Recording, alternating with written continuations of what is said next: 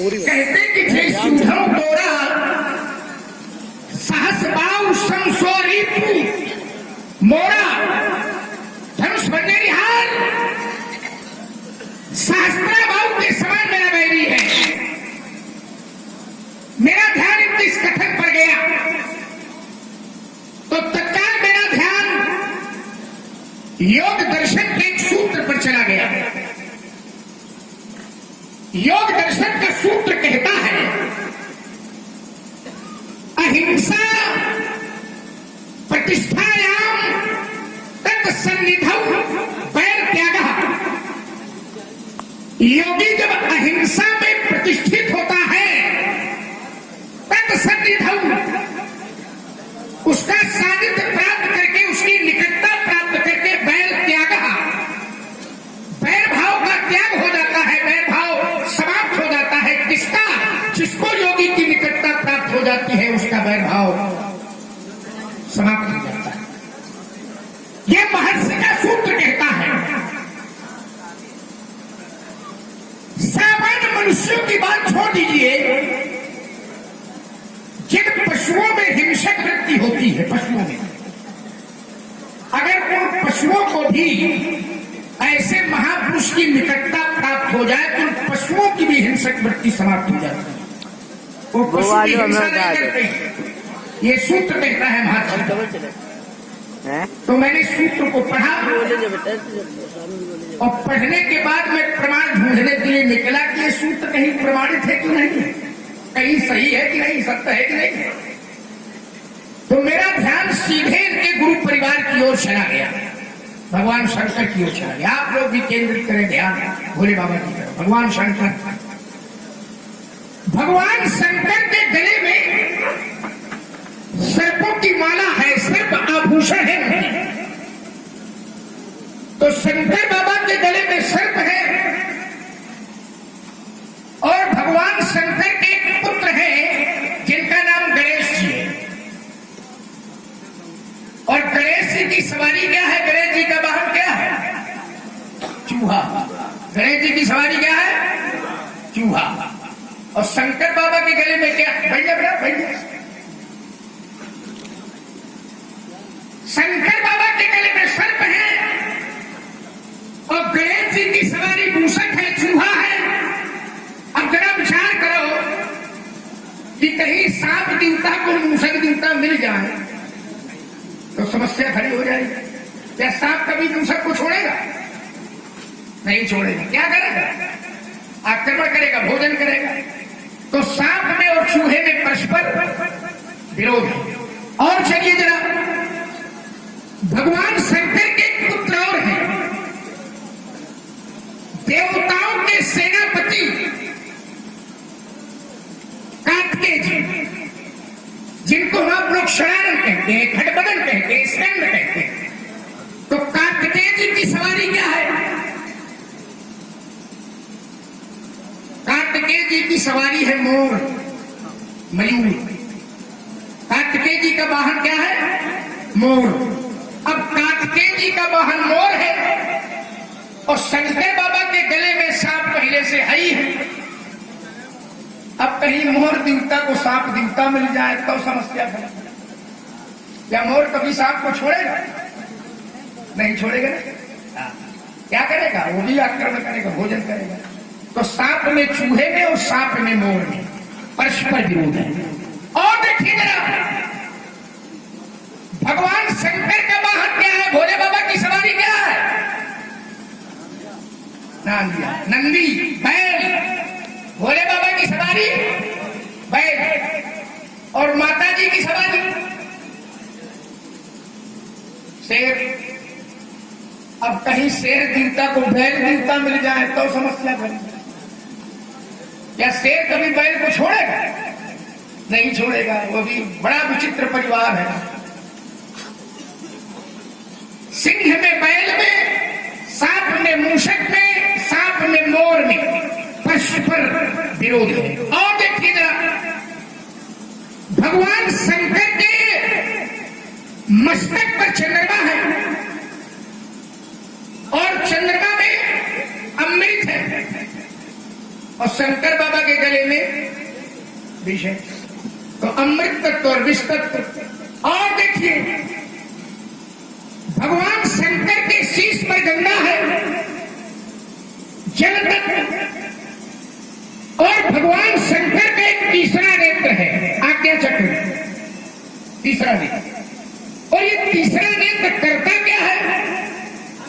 तब शिव तीसर नैन उघारा तो चितवत काम भयो जरी।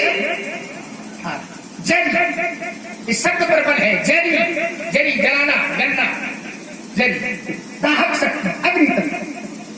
तो अग्नि तत्व, जल तत्व, विष तत्व, अमृत तत्व, सिंह, बैल, सांप, मूषक, मोर, ये जितने दुनिया के विरोधी हैं सब एक परिवार में इकट्ठा, सब एक जगह इकट्ठा, सब एक जगह इकट्ठा। पर ईमानदारी से बताओ आप लोग, क्या कभी किसी ने आज तक सुना है कि शंकर बाबा के सांप ने गणेश जी के चूहे को परेशान किया हो? क्या कभी किसी ने सुना है कि कार्तिकेय के मोर ने शंकर बाबा के सांप को परेशान किया हो? क्या कभी किसी ने सुना है कि माता जी की सिंह ने भोले बाबा के नंदी को परेशान किया हो? रहते सब एक साथ हैं, और ये भी सत्य है कि परस्पर विरोधी भी, लेकिन ये सारे विरोधी सब एक झंडे के नीचे नहीं। तो क्यों रहते हैं?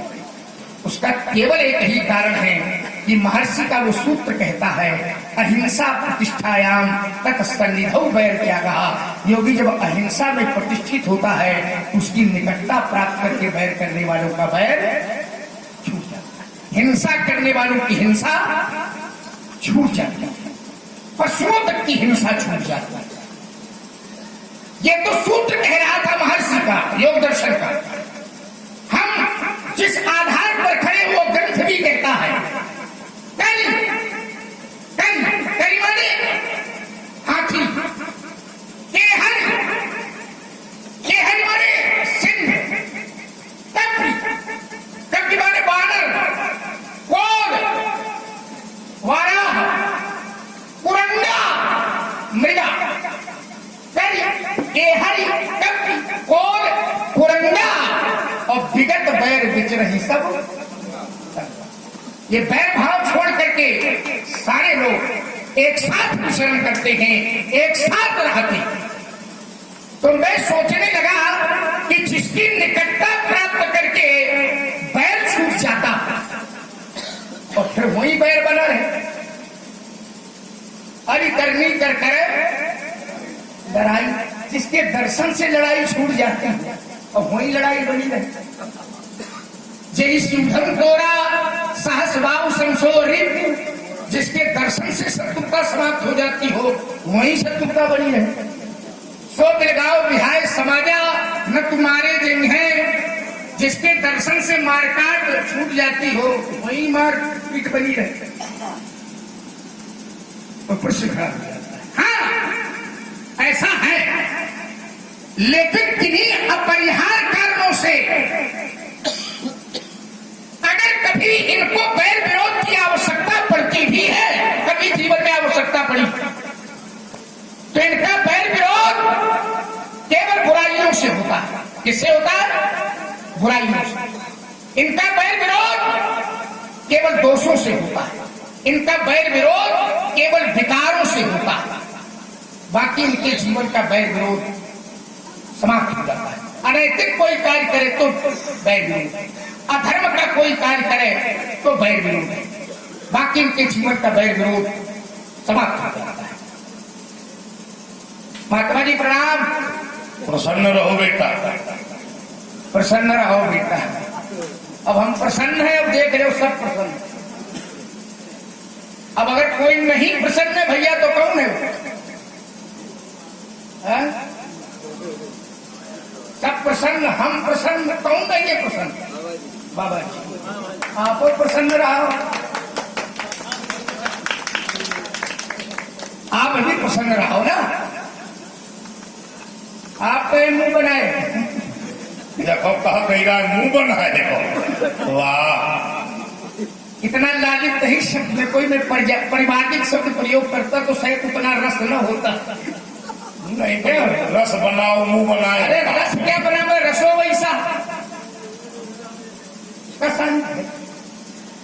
मैंने काहे क्रोध कर गए।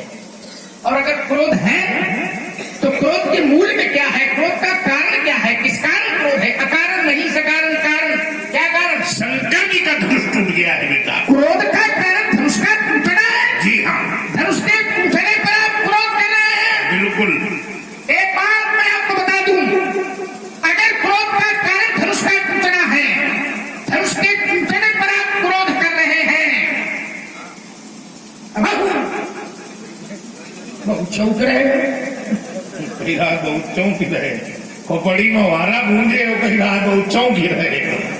देखो कितना विचित्र है लड़का। अब हमने कहा था काहे नहीं बनाए हो, तो बहुत खराब था। अब खोपड़ी में वारा भूज रही है, बड़ा अच्छा। ये भी लौकिक साहित्य है, समझे? जैसे तू बनाए ऐसे ये उस पर हमारे टिप्पणी नहीं करनी चाहिए थी आपको, देनो नहीं लगी।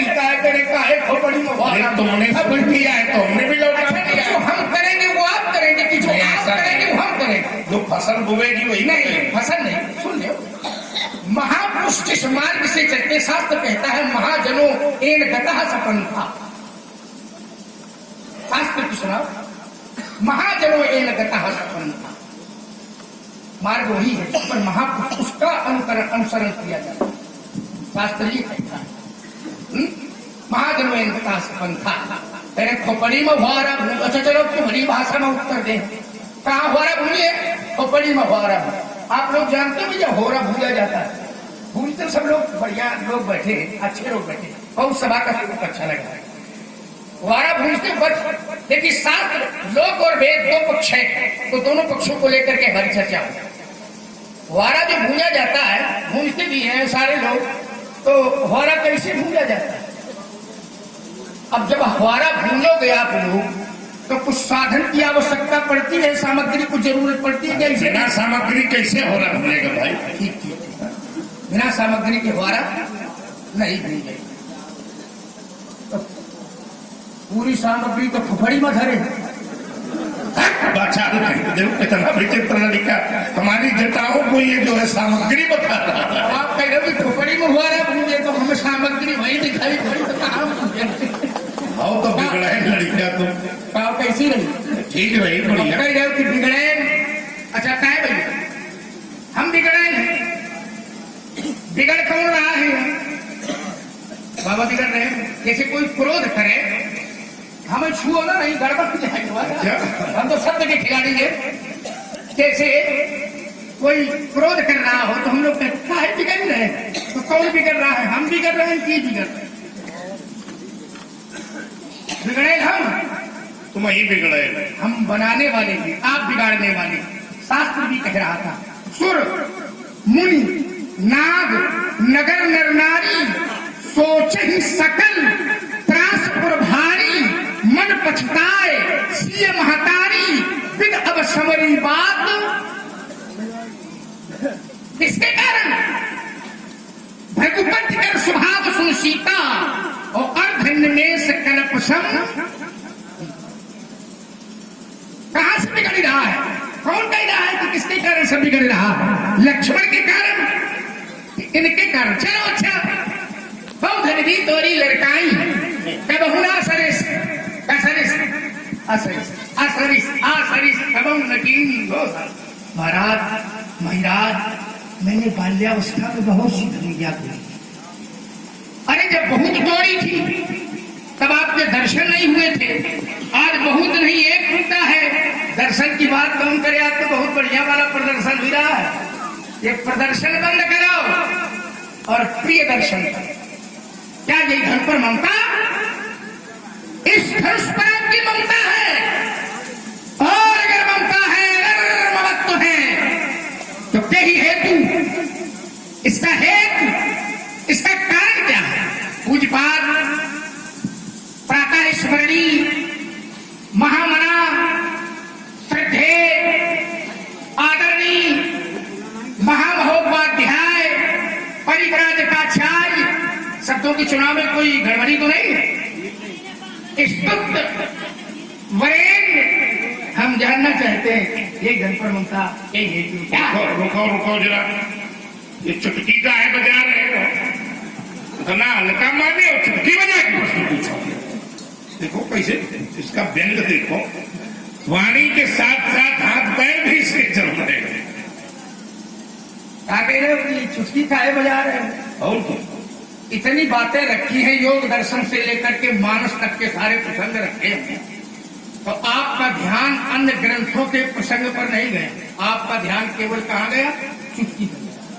चुटकी तुम्हारी ज्यादा परेशान कर रही है। वो तो ऐसा है कि विचार विनिमय होगा तो निपटेगी, चुटकी कैसे निपटेगी? और तेरे चुटकी बजा के इतना हल्के में लिए हमने चुटकी बजा के आपको हल्के में आ लिया, भारी माने। बहुत वजनदार माना है आप। अच्छा, चुटकी बजाने में तुमने कैसे वजनदार मान लिया? चुटकी ही बजा के मैंने आपको भारी मान लिया। कैसे? ऐसे जैसे जैसे संसार का कोई व्यक्ति किसी काम को बड़ी कठिनाई से कर पाता है। कोई काम अगर सौंपा जाए तो दुनिया का व्यक्ति उस काम को बड़ी कठिनता लगती है, बड़ी कठिनाई से कर पाता है। और वही काम अगर इनको सौंप दिया जाए तो उसकी बजा के कर देते। अच्छा भैया बताओ, जो काम कठिनता से करे वही व्यक्ति कोई दूसरा चुटकी बजा के कर दे तो भैया हल्का है कि भारी? जोर से बताओ, तो दबाव नहीं होगा, भारी है ना? तो हमने आपको हल्का नहीं माना है, आपको भारी। इस भाव से है चुटकी का भाव से तो चलो फिर स्वीकार है, तो इस भाव से बजाए। देर से समझते हो। और एक और सबसे बड़ा कारण है। अच्छा, अब इससे बड़ा भी कोई कारण है? क्या कारण है? अब ये लक्ष्मण वाला है। हाँ, बताओ। एक और बड़ा कारण है। क्या कारण है? कारण ये है कि हमने सोचा कि ब्राह्मण हो, द्विज हो, हाँ, ब्राह्मण देवता हो। ठीक। तो जब ब्राह्मण देवता हो तो हमने सोचा कि ब्राह्मण देवता को उसकी ज्यादा अच्छी लगती है। कितना विचित्र है, लड़का है चुटकी वाला ब्राह्मण समझे हो। एक तपस्वी की तपश्चर्या में तपाक सा तड़ाक सा तमाचा जलाने वाली अयोध्या के दुस्साहसी छोटे कुमार, तुमने अपने दुस्साहस की परिकल्पना भी नहीं की होगी कि तेरे दुस्साहस का परिणाम कितना दुष्प्रभावी और दुष्भयंकर होगा। आइए जरा, बहुत अच्छे लोग बैठे, सुनने का काम सबका बहुत अच्छा है और लक्ष्मण की बातें भी सारगर्भित आई। लक्ष्मण ने कहा, हमने कहा बहुत बिगड़ाए लो, बहुत बिगड़ाए लो।